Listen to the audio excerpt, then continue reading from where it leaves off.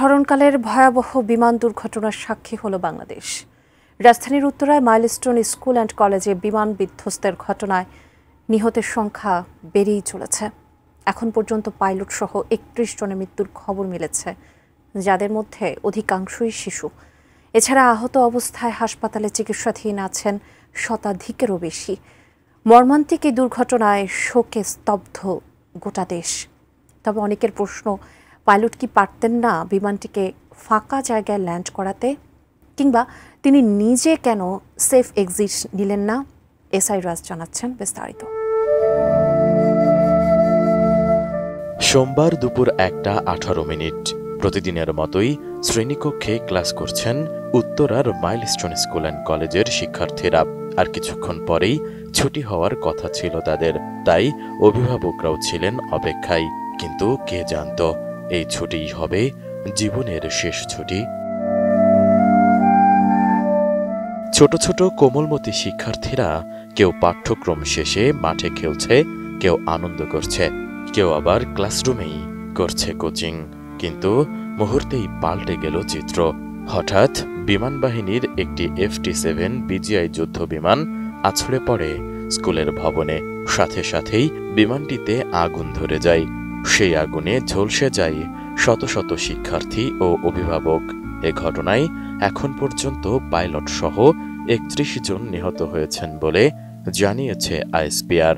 আহত শতাধিকেরও বেশি, যা নাড়া দিয়েছে গোটা বাংলাদেশকে। মর্মান্তিক এই ঘটনা সারা দেশে শোকের মাতম সৃষ্টি করেছে। একইভাবে অভিভাবকদের মাঝে ভয়ও তৈরি করেছে। প্রত্যেক বাবা মাই যেন নিজ সন্তানকে নিয়ে নিরাপত্তাহীনতায় ভুগছেন। এমনকি যে সকল শিক্ষার্থী নিহত হয়েছেন, তাদের বাবা মায়ের কথা চিন্তা করেও অনেকে ব্যথিত হয়েছেন। এদিকে ভয়াবহ এই ঘটনার পর সামাজিক যোগাযোগ মাধ্যমে বিমানটির পাইলট ফ্লাইট লেফটেন্যান্ট তৌকির ইসলামের ভূমিকা নিয়েও অনেকেই প্রশ্ন তুলেছেন। আবার তার ভূয়সী প্রশংসাও করেছেন অনেকেই। নেটিজেনদের প্রশ্ন, বিমানের ত্রুটির কথা বুঝতে পেরেও কেন পাইলট বিমানটিকে ফাঁকা জায়গায় নিলেন না? বসুন্ধরা টিস্যু, অশুদ্ধতার বিরুদ্ধে এক বিন্দুও ছাড় নয়। যদিও আন্তঃবাহিনী জনসংযোগ পরিদপ্তর জানিয়েছে বিমানটিকে ফাঁকা জায়গায় নামানোর চেষ্টা করেছিলেন পাইলট, কিন্তু তা পারেননি। ISPR জানায়, যান্ত্রিক ত্রুটির কারণে বিমানটি ওড়ার পরপরই পাইলট বুঝতে পারেন এবং বিমানটিকে ফাঁকা জায়গায় নামানোর চেষ্টা করেন, কিন্তু তা পারেননি তিনি। বিষয়টি নিয়ে জানতে চাইলে অবসরপ্রাপ্ত এই সেনা পাইলট জানান, অন্য বিমান আর যুদ্ধ বিমানের মধ্যে পার্থক্য আছে। দুর্ঘটনার শিকার FT-7 BGI ইঞ্জিন একটি।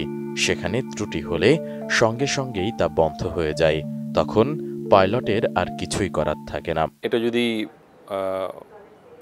ফাইটার না হয়, অন্য যে কোনো বিমান হতো তাহলে হতো। কারণ প্রত্যেকটা বিমানই কিন্তু এখানে দুই ধরনের, একটা জেট বিমান, একটা নর্মাল যেটা আমরা এয়ারক্রাফট যেটা বলি। প্রত্যেকটা এয়ারক্রাফটে কিন্তু গ্লাইড করতে পারে। এমনও আছে আপনার দুইটা ইঞ্জিনই যদি বন্ধ হয়ে যায়, সে কিন্তু গ্লাইড করে নির্দিষ্ট একটা দূরত্ব অতিক্রম করতে পারে। কিন্তু ফাইটার এয়ারক্রাফট হচ্ছে এর কিন্তু যদি ইঞ্জিন কাজ না করে, এটা জাস্ট লাইক স্টোন, একদম স্টোনের মতো পড়ে যাবে।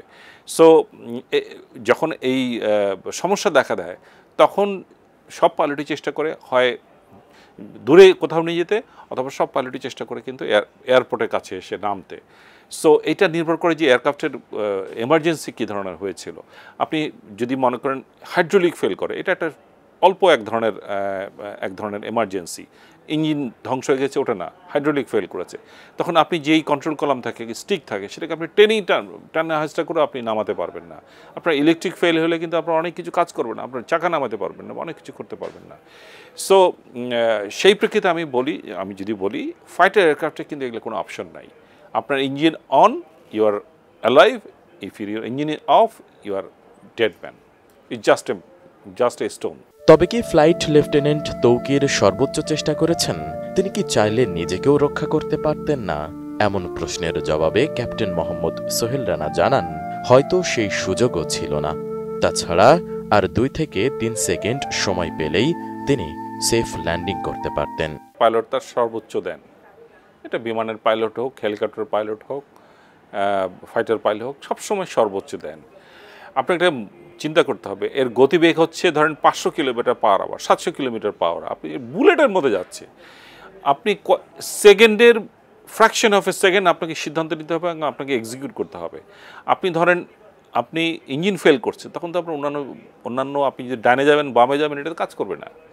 সুতরাং আমরা যেরকম ভাবছি যে এটা অন্য কিছু হতে পারতো, অন্য কিছু করতে পারতো, এটা প্রশ্নই আসে না। Fighter aircraft is like a bullet, you control the bullet or you don't control the bullet. So it's a deadly machine.